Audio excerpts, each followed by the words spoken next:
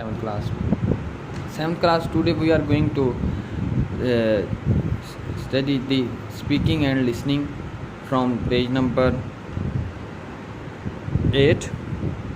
So students, इन जो questions के जो रिलेटेड आंसर हैं वो आपने मुझे सेंड करने हैं. दोबारा सुन लें, इन क्वेश्चंस के जो रिलेटेड आंसर हैं वो आपने मुझे सेंड करने हैं विद क्वेश्चन. आपने पहले क्वेश्चन लिखना है, फिर उसका आंसर लिखना है, वो जो आपके पिछले पैराग्राफ्स हैं उनसे देख के. लेकिन मैं आपको हिंट ज़रूर दूंगा, आपको बताऊंगा लाजमी, ताकि आपको समझ आ जाए कि वो कहाँ पे क्या चीज़ थी. How did the elephant Shuey dog escape from her heavy chains. जो एलिफेंट यानी कि जो हथनी थी, शुई डॉग, उसने जो अपनी भारी जो चेनें थी उससे किस तरह से छुटकारा हासिल किया था. तो आपको याद होगा जब हसन ओक ने कहा था कि अगर उसकी चेन जो हैं वो उसने छुड़वा ली हैं तो उसकी आवाज़ आनी चाहिए.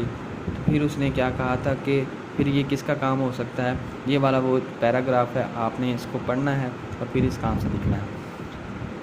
देन सेकंड क्वेश्चन है, why did she attack Mackie Thekens type. Mackie Thekens की टाइप पे यानी मैकी थेकेन की झोंपड़ी पे उसने क्यों अटैक किया, इसकी क्या वजह थी. तो इसके पीछे एक ये वजह है कि मैकी थेकेन है वो उस जो बच्चे का हेड था, यानी कि मैकी थेकेन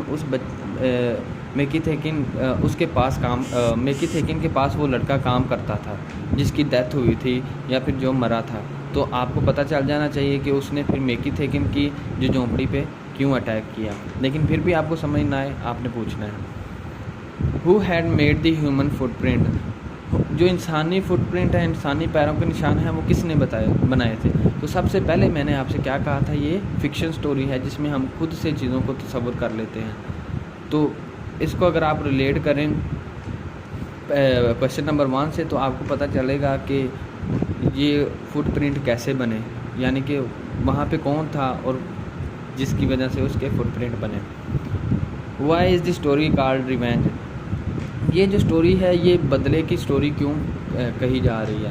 तो आपको पता होना चाहिए जो लड़का था वो किसके पास काम करता था, मैकी थेकेन के पास. और हथनी ने एंड पे किसको जो कत्ल या जिसका मर्डर किया वो कौन था, मैकी थेकेन.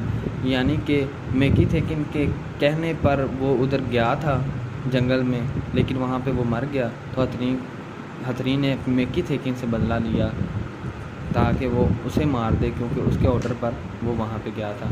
तो ये आपने मुझे सेंड करना है लाजमी तकरीबन शाम से पहले, ताकि मैं मैम को सेंड कर सकूँ. फिर भी आपको कोई समझ ना आए मुझसे लाजमी पूछें. अल्लाह हाफ़िज़.